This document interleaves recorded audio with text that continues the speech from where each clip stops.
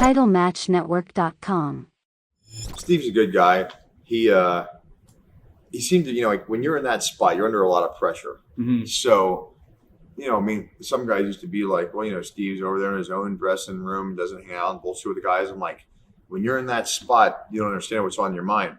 You're doing a 15 minute promo. Hell, a sitcom's 22 minutes, it's 30 minutes, 8 minutes of commercials. He's doing a 15-minute promo. That means he's doing damn near a sitcom by himself. Yeah. There's no second takes here. There's no screwing up. You got it in your head. You got to fly with it. So he's doing that when the show opens. He's got a main event match to do. You're tired. When you have days off, you're the top dog. You got appearances everywhere. You have a lot on your mind. So those guys need a little space to be able to focus on what they're doing. Yeah. Now, one thing with Steve, he was great on the microphone and he was great in the ring. Same with Rock. Rock became great on the microphone and great in the ring. Those guys could go.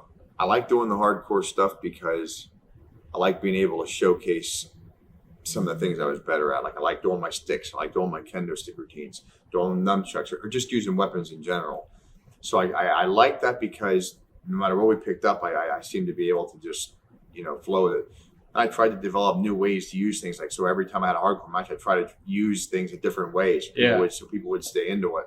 And I felt like it went well for a while. I mean, even working with a lot of the guys that didn't do that many hardcore matches, it was fun. I mean, I worked with just about everybody in there one time or another, doing a hardcore match.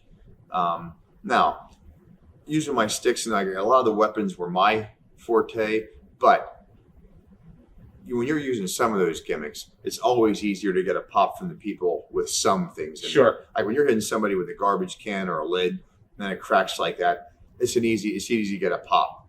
I give myself some credit that I could do all the weapons, so I got a pop with those. But my point is, some of the guys that are doing regular matches, you got to have good psychology to get that same pop just cracking somebody with a garbage can. That's why I tried to really make some interesting spots and use weapons all different ways. Yeah. So it wouldn't just look like a cheap, easy pop. I keep trying to come up with new inventions.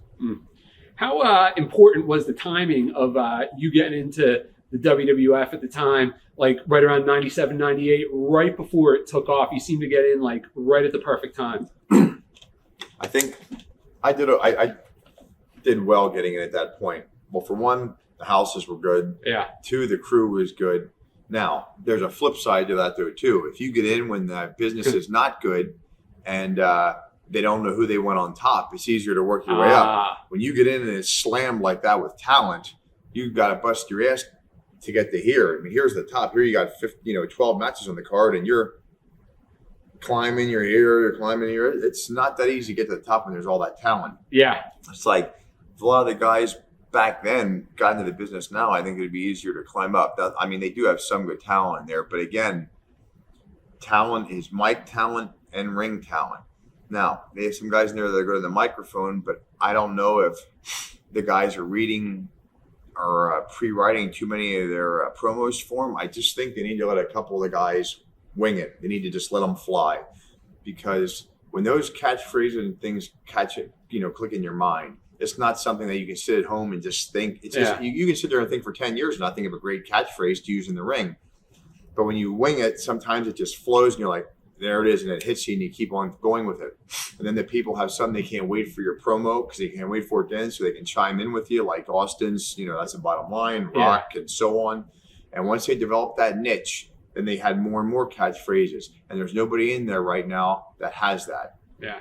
They have great wrestling talent. They have guys that are good on the mic, but they don't have guys that are phenomenal on the mic that can end it like that. And I think Cena and Orton and them possess the potential to do that, but they're not giving them free reign to fly with it on their own. Yeah. That's just my opinion. It seems like when they talk, there's a hesitation as if, you're acting. Mm-hmm. Whereas, maybe back like for an Austin or a Rock or a Ric Flair, they're talking as if, they're having a conversation, no matter what kind of a promo they're cutting. Seems like from the perspective from an outsider anyway.